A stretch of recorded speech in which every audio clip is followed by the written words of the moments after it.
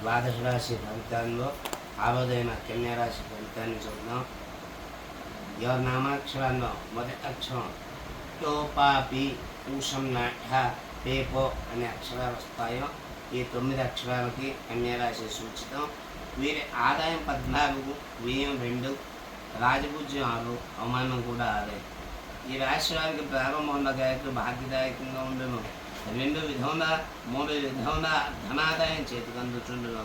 భూములు స్థలములు స్థిరాస్తిని వృద్ధి చేయట జరుగును. గౌరవ మర్యాదలు కీర్తి ప్రతిష్టలు పొందెదరు. విదేశీ ప్రయాణములకు అనుకూలించును. పుణ్యక్షేత్ర సందర్శన భాగ్యము. దూర ప్రాంతములకు ప్రయాణం చేయట జరుగును. శుభకార్యములు కలిసి వచ్చును. విలువైన వస్తువులు కొంట వాహన సౌఖ్యం కలుగును. పాత బాకీ వసూలుగును. అన్ని రంగంలో వారికి జీవనోపాధి లాభసాటిగా ఉండును. బంధుమిత్రుల సౌఖ్యము. కుటుంబంలో సుఖశాంతులు వెన్నువెనియను. విద్యార్థులకు ప్రోత్సాహకరంగా ఉండును. పరీక్షల్లో మంచి ర్యాంకు తెచ్చుకునేదురు. మెడికల్ సీట్లాంటి విద్యార్థులకు మంచి ర్యాంకులు వచ్చి విదేశంలోకి వెళ్ళి అచట చదువుకునే తప్పనిసరి అవును. ఉద్యోగస్తులకు అనుకూల ప్రదేశంలో బదిలీలు జరుగును. పని ఒత్తిడి ఎక్కువగా ఉండును.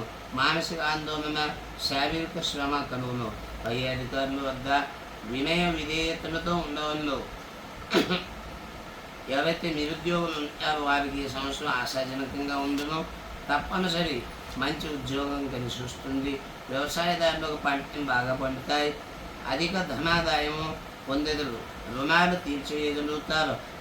వ్యాపారస్తులు కూడా క్రయ విక్రయాలు బాగా కలిసి వస్తాయి. భారీ పరిశ్రమల వారికి విశేష లాభాలు. సినీ కళాకారులు కూడా మంచి ప్రోత్సాహం ఉంది. మంచి లాభాలు చేకూరుతాయి. ఈ రాశి వారు కేతువునకు జపము, గుణవన దానము, శని గురునకు అభిషేకాలు, దానాలు, దత్తాత్రేయ స్వామి వారి మరియు ఆంజనేయ స్వామి ఆరాధనలో చెప్పదగ్గ సూచన.